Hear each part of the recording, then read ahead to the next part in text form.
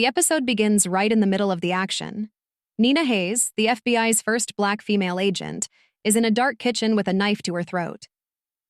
The man holding it is revealed to be Leland Breen, a former FBI agent. Then the story rewinds 13 hours to show how she ended up in that situation. This episode focuses on Nina, unlike the previous one which centered on Jim Ellis. Nina is desperate to take down crime boss Ezra Saxton, but her investigation isn't going well. Ignoring orders from her boss, Agent Abbott, she drags her partner, Awan Bitsui, to a mental hospital to visit Breen, who used to work on the Saxton case. Breen is clearly disturbed, rambling about following the numbers. Things go wrong fast, and he holds a knife to Nina's throat. She manages to calm him down, but he doesn't give her much useful information, just more strange clues. Meanwhile, Jim is starting to question his loyalty to Saxton. After learning that Sergeant Grooms, who caught him helping Nina, is now in a coma, Jim starts to panic. He asks his father, Wade, about the death of his brother Joey, and learns that a man named Paris Guilford, who knows about explosives, might be involved. Wade thinks Joey was murdered. Things get more suspicious when Saxton's limo breaks down and Jim has to drive him to a meeting. Saxton casually mentions Paris Guilford, which confirms Jim's growing doubts. The show also gives us some family drama. Wade is trying to support Jim to make up for how he failed Joey.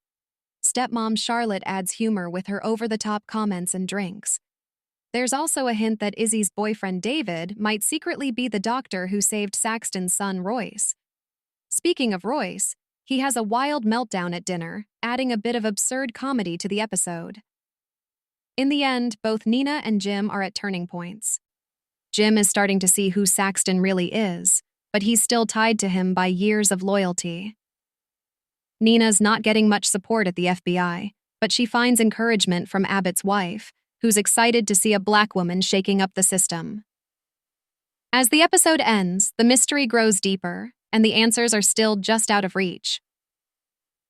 Review this episode, titled, You're No Good, plays to Duster's strengths. Its cool 1970s style, great music, and the strong chemistry between its two leads, Jim and Nina. A highlight is when Jim listens to the radio in silence, while Saxton sings along to Betty Everett's You're No Good, a perfect moment showing Jim's inner struggle. Josh Holloway's Jim continues to be charming, yet conflicted, while Hilson's Nina stands out with her determination, even as she faces racism and resistance in the FBI. Their uneasy partnership works well and keeps the show grounded, even when the plot gets a bit messy. However, the episode doesn't quite match the excitement of the premiere. The start-in-the-middle storytelling is becoming predictable, and Nina's trip to the sanitarium feels slower compared to Jim's more action-packed storyline. Breen's strange hints about the numbers are more confusing than interesting. The mystery is getting a bit too complicated. The supporting cast is good, especially Saxton, played by Keith David, but we don't get to see enough of them.